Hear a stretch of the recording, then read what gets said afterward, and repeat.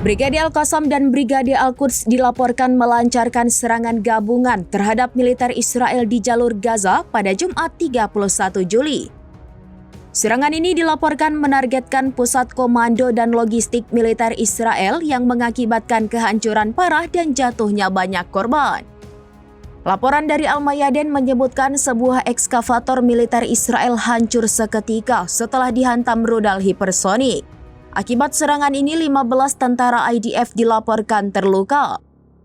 Selain itu, pusat komando dan kontrol militer Israel di kawasan Al-Tufah juga menjadi sasaran utama yang diklaim hancur akibat rentetan tembakan mortir.